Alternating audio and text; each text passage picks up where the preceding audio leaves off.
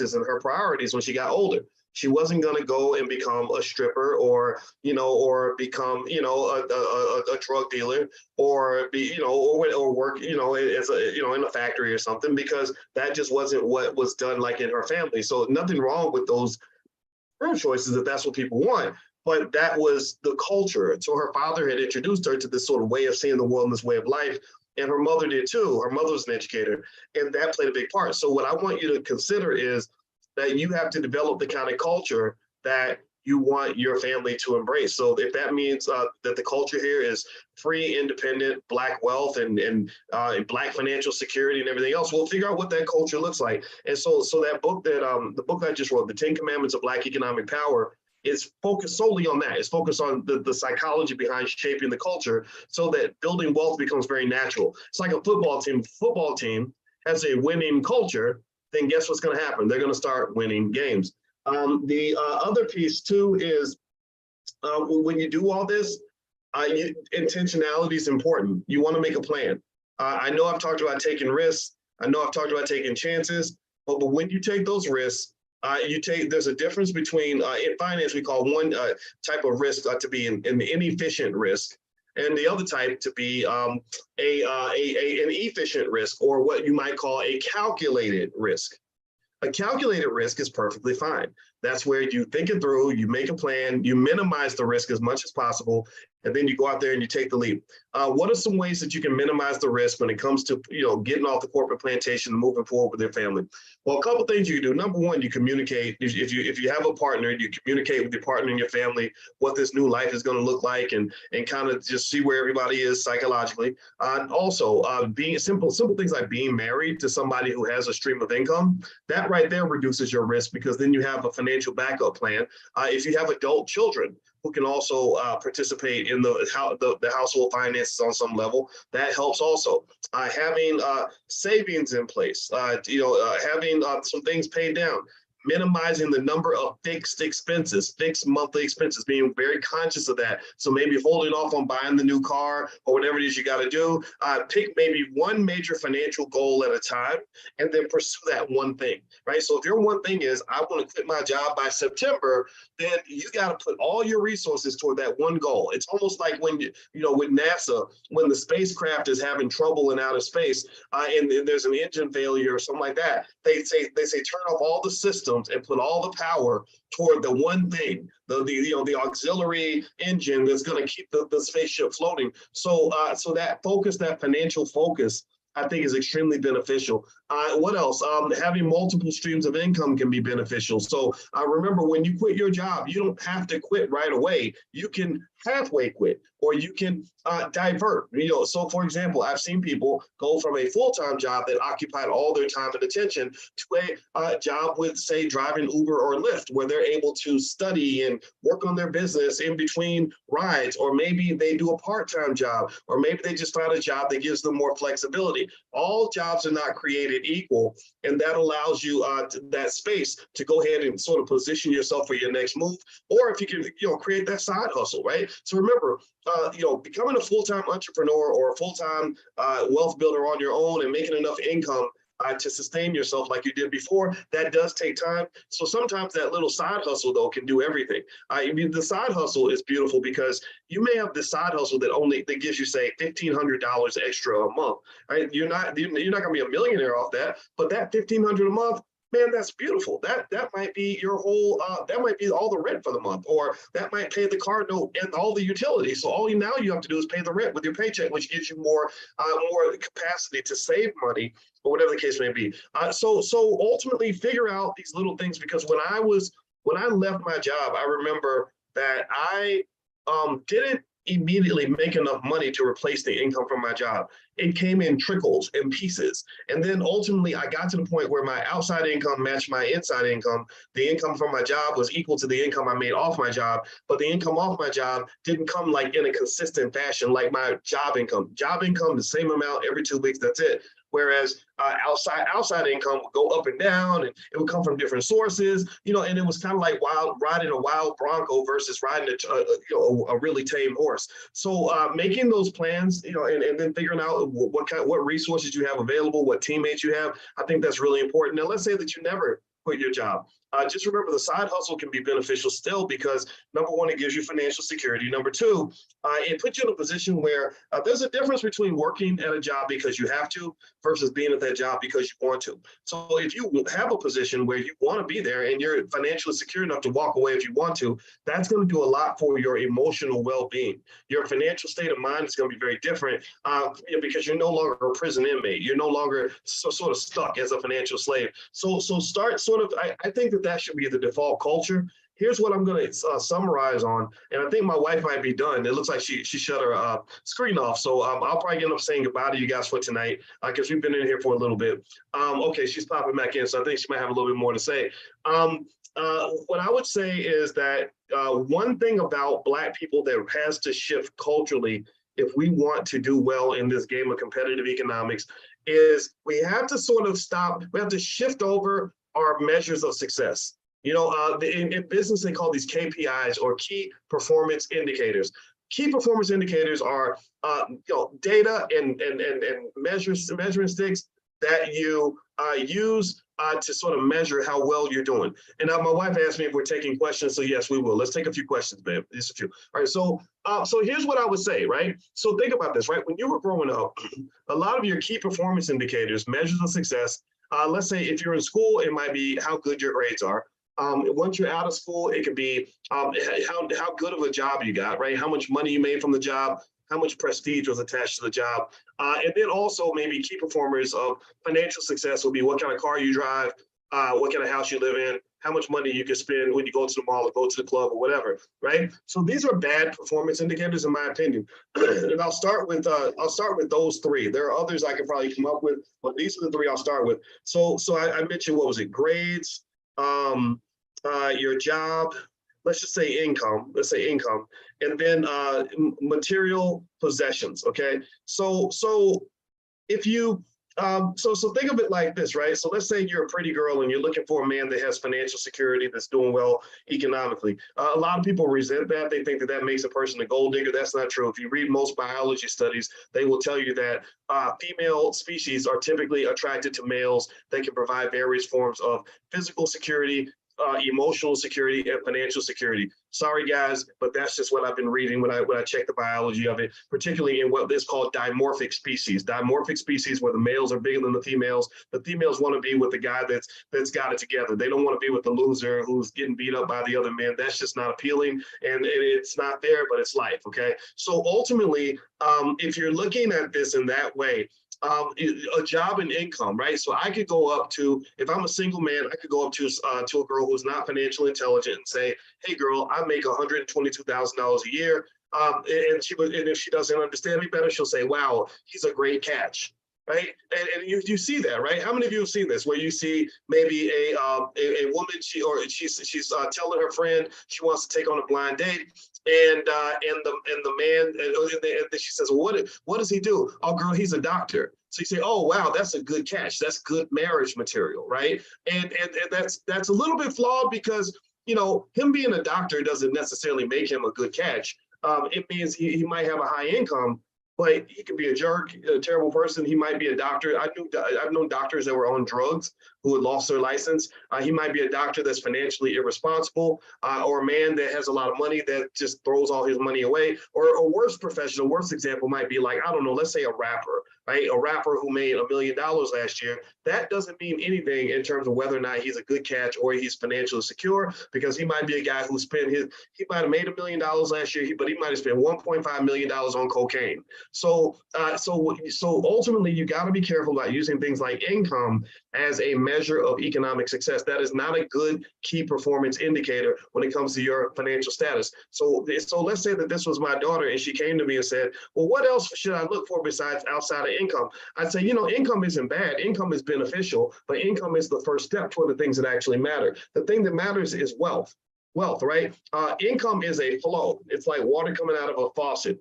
Wealth is a stock, which is like the amount of water in a bucket, right? The amount of water in a bucket is how much water you have available in case you get thirsty. The water coming out of the faucet gives you an opportunity to fill up the bucket. People that have more water coming out of the faucet can fill the bucket up more efficiently. But some people have buckets with a big hole in it. Some people have buckets full of holders, so they got a fire hydrant coming out. They got all kinds of money flowing, but they're not keeping any of the money, so it doesn't matter. It's as if the money never existed. It's just a big wasted opportunity. And this is the culture that you see. The rapper going to the club making it rain, or going out and buying Gucci belts and going to visit Jake the jeweler when he gets his new record deal and everything else. Those people are absolute suckers and fools. They will ruin you financially because here's the thing, they're dependent on the faucet never stopping. So somebody who's looking at the faucet and says, hey girl, I got plenty of water to drink. Look at all this water. What do you mean, that stupid Dr. Boyce is saying I ain't financially secure? Look at, I just got another check for 100,000. I'm getting 100,000 to show.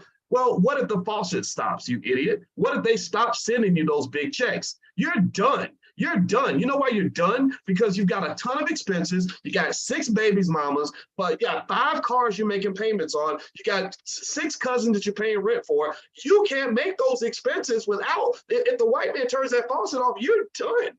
You go from feast to famine. Your family starts at that point because you didn't fill up your bucket. Because a smart person would allow that water to flow out of the faucet and would be filling up the buckets so that they have the water in the back, so that when times get tough, they say, oh, I got a big water supply in the back, we're gonna be okay. So if somebody's saying, well, instead of looking at income, what should we look at? I'm gonna look at not just how much you're putting in the bucket, but I'm also going to look at the risk level of your source of income. Not every income stream is the same. If you marry an NFL player, there's a difference between a player who's got a big contract for 1 year versus a player that's got 6 years guaranteed at $40 million a year. Those are 2 different situations. How much of your money is actually guaranteed versus how much of it could be dropped if you got cut from the team tomorrow. So ultimately, that security of the income stream is important, and also what you're doing with the income stream. Are you throwing the money away, or are you either putting it in buckets, or are you even better putting that stream in a place where it can grow into more later on? If you're taking the money and you're using it to somehow get your own water supply, then that's much more effective than just having a bunch of water coming out of the faucet. Everybody gets income. Most people don't have wealth. That's because we use the water in the wrong way. All right. Also, what's another measure stick? Instead of grades, we talked about grades. We're accustomed to, within this very limited system, to believe that a person who makes good grades is a person who is smart, who's going to be successful. And I can tell you, as a college professor, that is 100% untrue. Good grades don't mean jack when it comes to winning at the game of life. Good grades mean, good grades, it actually means, I'm not going to say it doesn't mean anything, because I made good grades, so I'm not going to say it means anything. Or it doesn't mean anything. Here's what good grades means. Good grades means that you have the ability to follow a system and do well in that system, right? Like I made good grades in college because the teacher told me what to memorize, and I memorized it, and I wrote it down on the test, and I got a good grade. That's what it meant. Now, that does mean that I did show consistency and discipline. It does mean I learned a few things, but that does not mean that I have everything I need in order to go out here in the world and be successful. In fact, sometimes the ability to commit to a system and follow structured rules means that you have a limited ability to engage in the kind of creativity necessary to go to a high level. Most millionaires and billionaires are not rule followers. The rule followers are the people in the capitalist system who are getting crushed by the system or getting their butts kicked by the system. The people who tend to make millions and billions of dollars are people who drew outside the lines and went outside the rules and made their own rules as they went along based on what they were trying to accomplish. Okay, so rules do have a place, but operating within rules is very dangerous for a Black person, because I don't believe the rules are designed to lead to a conclusion where you're going to win. So instead of looking at grades as a KPI, key performance indicator of success, I would say, I would try to just measure your overall ability to adapt and your ability to make a plan, which means making new rules based on what it is you're trying to do. So I still follow rules. I'm a rule follower, but Boyce makes the rules, and Boyce decides what Boyce is going to try to accomplish. And most people may not understand it, but I make the rules and I stick with them. So that's an area of rule following that does serve to benefit. So ultimately, instead of things like grades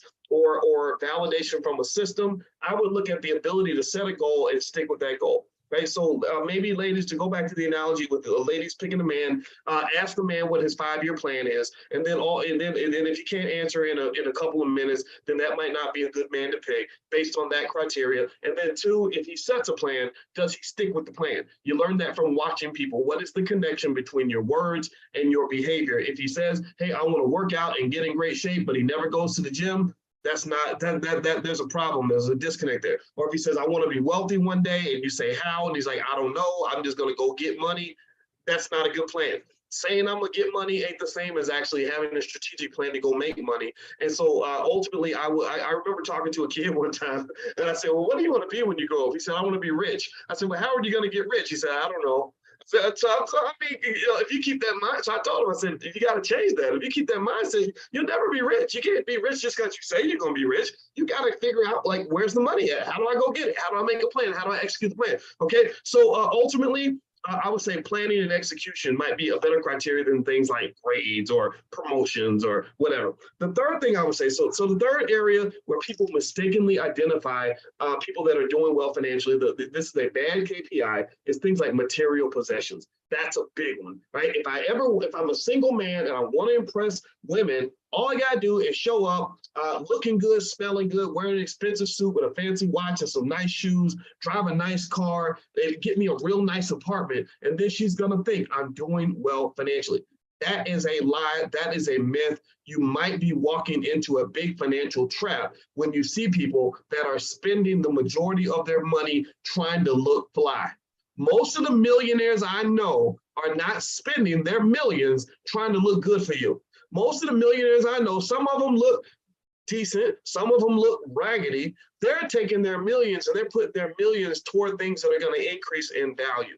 I can speak to that because I'm one of those people. You know what I do? If you want to figure out how I'm doing financially, go look at how much money I put in the stock market every week. That's a better indicator than how I dress, because my wife will tell you, I'll buy clothes from Walmart in a minute. Why? Well, because I don't care how fly I look. I ain't trying to look fly for nobody. My wife thinks I'm fly. That's all I need. Even when I was single, my wife laughed. She thought it was funny. She felt sorry for me because when she saw me, I had a hole in my coat and a cracked cell phone.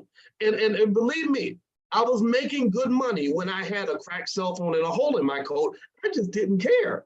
I was thinking about other stuff, right? So really, instead of material possessions being an indicator of how well somebody's doing, I would look at just things like assets. What do you actually own, and how much of your income is going toward building those assets? So you meet a guy who has a nice car, nice watch, nice shoes, nice apartment. I don't care about that. But if you do meet the person who says, oh, I own XYZ amount of real estate, and my goal is to say I'm saving up my money now to buy another property, or I just bought a bunch of shares of stock. Here's how much is in my stock portfolio. And then maybe you get some indicator of debt. The student loans aren't too high, the credit card debt isn't too high, and then you watch how they spend money. So they go out and they could have spent 1,000, but they only spent 100 or whatever. The people like that are the people that tend to have money. Well, why is that? Well, because there are simple rules of money, like financial physics, if you want to call it that, which says, number one, the less money you give away, the more money you have. The more money you keep, the more money you have. And then also, the more seeds you plant, the more of a harvest you will have. So people who are heavy seed planters, who hold on to their money, tend to be people who have the most money, especially if their income is high. So when I meet NBA players like Etan Thomas played for the Washington Wizards. He's a good buddy of mine. He's super smart. Etan made about $34 million playing for the Washington Wizards. I have hung out with Etan. He is pretty cheap. and I've talked to Etan, and we talked about investing and all these other things. And so I don't know how much money Etan has exactly, but if I had to guess, I'm going to guess that he probably has a lot more money now than he had when he played in the NBA. Why? Well, because he was holding on to his money and he was planting lots of seeds.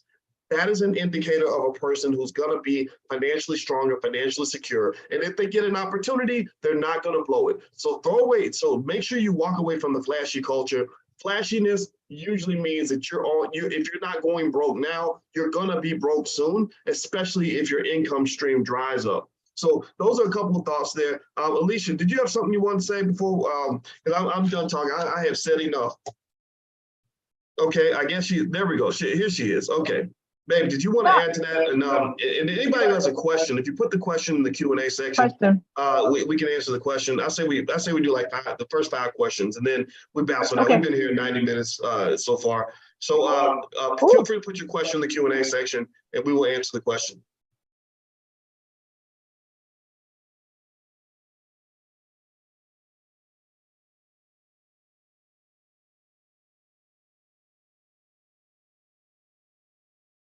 But you know what, babe? I don't think there's any questions. I think everybody's good. Are y'all good? Are y'all good? Because I feel like we covered a lot tonight. So is it okay if we go ahead and bounce out? Because the Ravens and the Bengals are playing, and so I really kind of want to watch the game. I love y'all so much, but I ain't gonna lie. That's my guilty pleasure. I like football. So is it okay if I go watch the Ravens and the Bengals? Y'all all right? Y'all still love me if I go ahead and, because I got to save my voice. I spoke at the Generational Wealth Conference and was doing a lot of yelling from the stage and everything. So okay, so thank y'all for understanding my love of football. And so I hope you guys have a good night, and thank you all for joining us tonight. If you want to get the recordings of everything we've done, just go look up loveandmoneymasterclass.com, loveandmoneymasterclass.com. It's there. Or also, if you go to my website, boycewatkins.com, and you look for financial therapy with Dr. Alicia, if you have access to that program, you can get everything that we've done. We've done several sessions together, and I hope that they've been beneficial to you and your family. We wish you all the